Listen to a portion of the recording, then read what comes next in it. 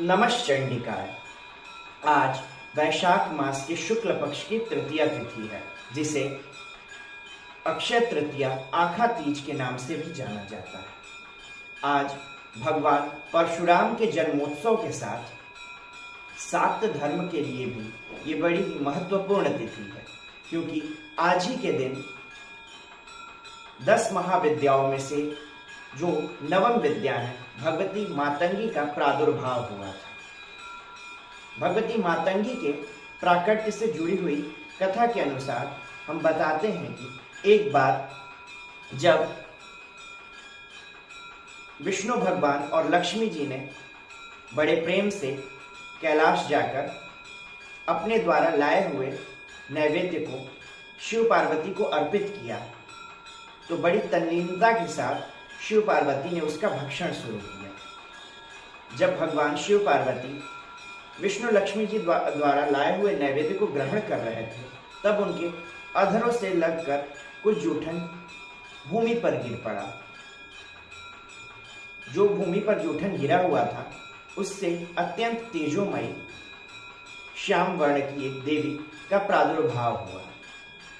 शिव पार्वती के अधर से गिरे हुए जूठे के कारण भगवती मातंगी का प्रादुर्भाव हुआ था।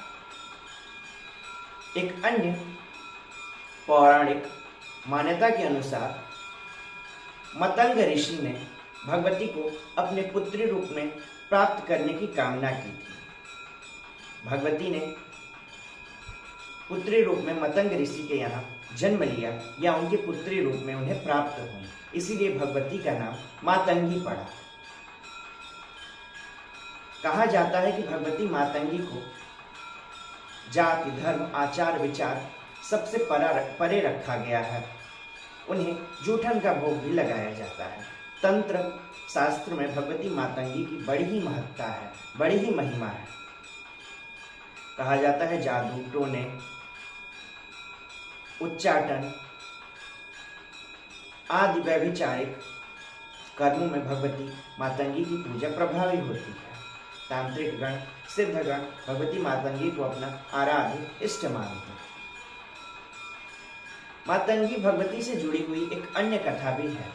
एक बार भगवती पार्वती ने चंडालिनियों के घर गई और उनके आग्रह से पार्वती जी ने जो चंडाल की स्त्रियां थीं उनके यहाँ भोजन करने को मांगा, लेकिन जो चंडाल की पत्नियां थीं, स्त्रियां थीं, उन्होंने इस पे आपत्ति जताई कि हे भगवती, हम तो सब लोगों के जूठन को बटोर कर ही खाते हैं, सब लोग के जो जूठन बचते हैं वही हमारा भोजन है और वही हमारे पास है। हम इसे आपको कैसे अर्पित करें और कैसे आपकी पूजा करें। तब भगवती ने कहा कि आपके पास जो भी है वो हमें दीजिए। जब चंडालिनियों का जूठा भोजन भगवती पारंबा पार्वती ने ग्रहण किया, उसी समय भगवती का वो रूप मातंगी कहलाया। देवी पार्वती का वो रूप मातंगी रूप में हुआ। भगवती मातंगी को उच्छिष्ट मातंगी भी कहा जाता है। उच्छिष्ट मतलब जूठन, और जूठन के कारण ही जिनका प्रादुर्भाव हुआ हो वही भगवती मातंगी है। भगवती मातंगी को वाक देवी, सरस्वती आदि संज्ञाएं प्राप्त है। कहा जाता है वाक पटुता के लिए भगवती मातंगी की उपासना आराधना की जाती है।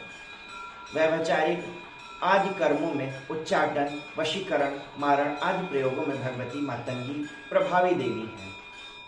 आज वैशाख शुक्ल तृतीया अक्षय तृतीया को ही भगवती मातंगी का प्रादुर्भाव हुआ था।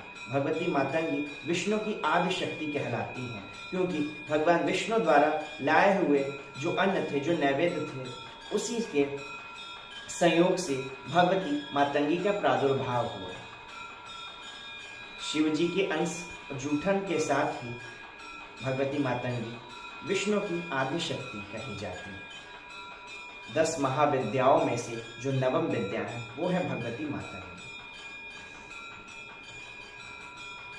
10 महाविद्याओं में से काली कुल की मुख्य देवियों में एक है भगवती मातंगी। आज वैशाख शुक्ल तृतीया अक्षय तृतीया पर भगवती मातंगी की प्रादुर्भाव तिथि है। हम भगवती मातंगी से यही कामना करते हैं कि भगवती समस्त जगत में मंगलता का संचार करें और सबके बुद्धि को विमल, निर्मल और शुद्ध बनाएं। तब तक के लिए नमः चंडिकाय।